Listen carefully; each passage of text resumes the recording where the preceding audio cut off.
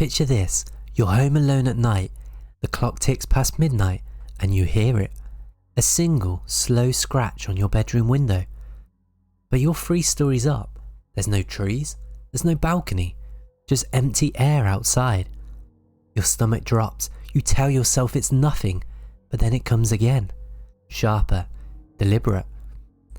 A 2023 survey found that 65% of people say their biggest fear when home alone is something or someone getting in without them knowing. Tonight, I've got one story, a true nightmare that'll make you lock every door twice.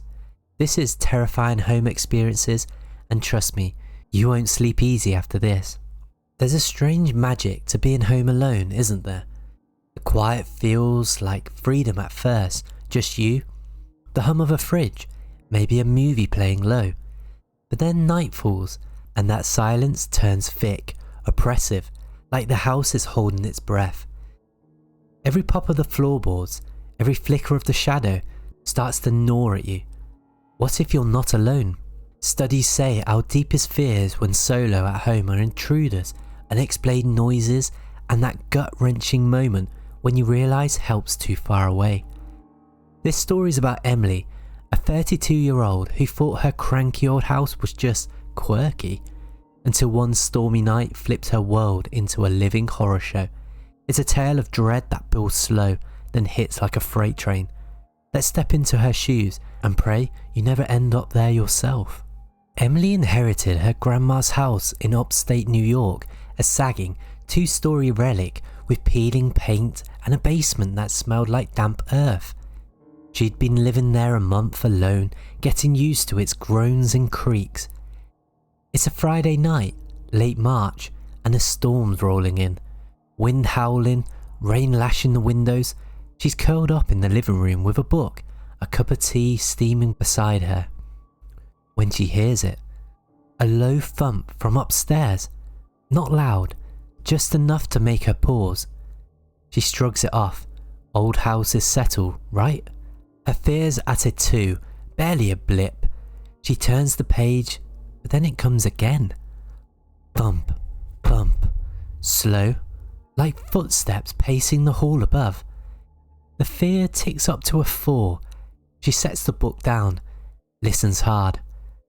The storm's loud, but this feels different.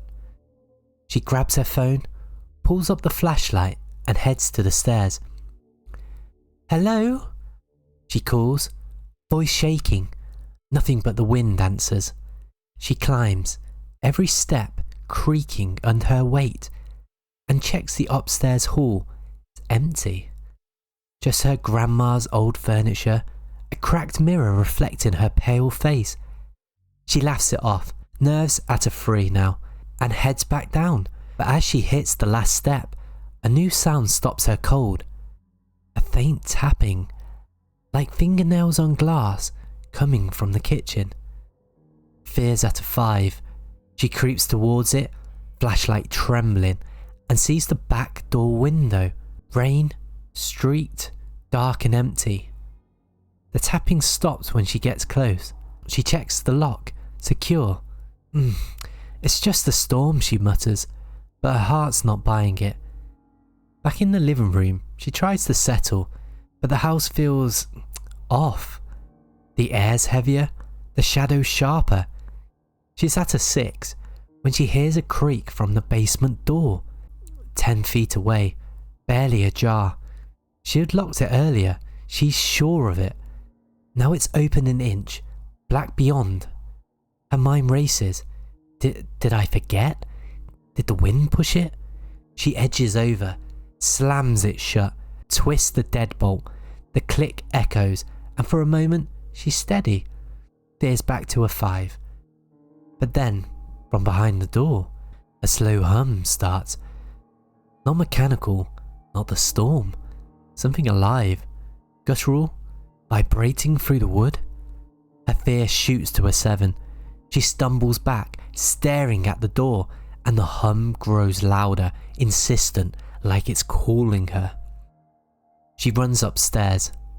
to her bedroom, locks that door too, and dials her friend Mark. No signal. The storm's knocked out the cell tower. Her fear is at an 8. She's alone, truly alone. And that hum? It's still there. Faint but seeping through the floor.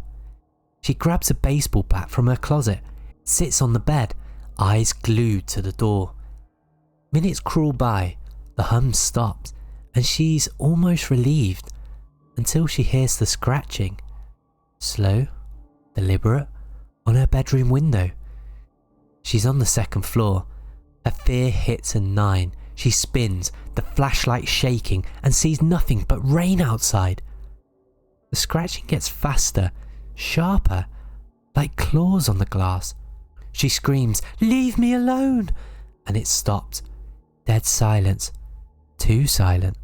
She's panting, the bat clutched tight, when her bedside lamp starts flickering. The power's been spotty all night, but this feels wrong. It's dim, brightens, then cuts out completely. Darkness swallows the room, just her flashlight beam slicing through it. She hears a new sound, breathing, slow and raspy, from the hall. Her fear's a solid 10.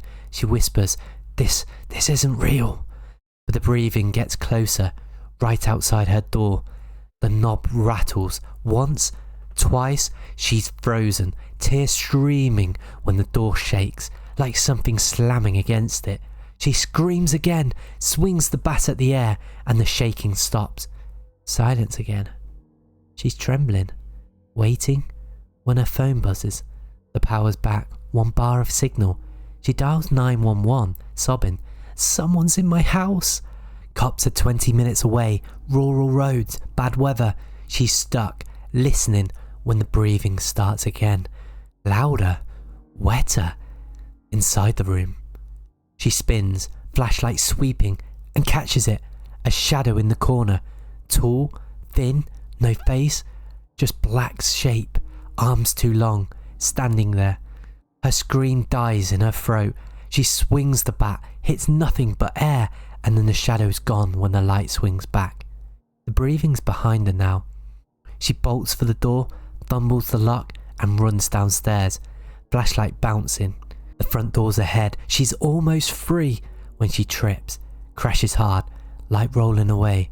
She scrambles up, and that's when she hears it. Footsteps, heavy and wet, descending the stairs. Emily's on the floor, heart pounding so hard she can't think. The footsteps are slow, deliberate, slapping wetly on each step. She grabs the flashlight, shines it up, and freezes. It's there, halfway down, a figure, black as pitch. She's too tall for the ceiling, head tilted like it's studying her. No eyes, no mouth, just a void where a face should be. Its arm dangled past its knees, fingers twitching like they're reaching. Her fear's beyond 10. She's pure panic now. She screams, "What are you?" No answer, just that raspy breathing filling the air. She scrambles to her feet, yanks the front door open, and runs into the storm. Rain soaking her instantly. She's barefoot, slipping in the mud, flashlight beam cutting through the dark. She glances back, the figure's in the doorway, unmoving, just watching. Lightning cracks, lights it up, skin glycering like it's wet, head cocked at an impossible angle. She runs harder, aiming for the neighbour's house a half-mile away. The road's a mess, wind shoving her back, but she hears it, those wet footsteps, steady, keeping pace behind her. She doesn't look, she just runs. Her lungs are burning until she trips again, flashlight flying into the ditch. Darkness closes in, and the breathing's right there, hot on her neck. She screams, crawls, claws at the ground, and then headlights. A truck screeches to a stop, a farmer jumping out yelling, "What's wrong? What's wrong?" She's sobbing, pointing back, "It's there, it's coming." The farmer shines his high beams, nothing, just rain and an empty road. He helps her up, gets her in the cab, and she's shaking, muttering about the thing in her house. He drives her to his place, calls the cops again.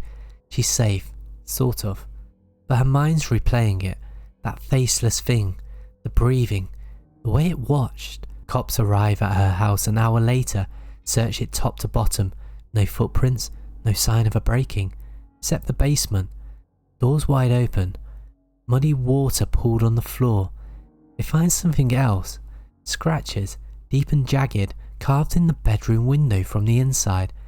Emily's fear doesn't fade, it digs in deeper. The police chalk it up to the storm, power surges, her imagination running wild. They say maybe an animal got in, scratched the window. Emily doesn't buy it. She stays with the farmer's family that night, wrapped in a blanket, staring at nothing. Every creak of their house makes her flinch. Mornings come, grey and dreary, and she goes back with the cops to grab clothes. The house feels wrong, cold, still, like it's waiting. She notices things, a wet streak on the stairs, a faint hum when she passes the basement door. She doesn't linger, grabs her stuff and leaves. She's staying with Mark for a week, barely sleeping. Nightmares hit hard, that faceless thing standing over her bed, breathing her air. She hears scratches in her dreams, wakes up checking windows that aren't even hers.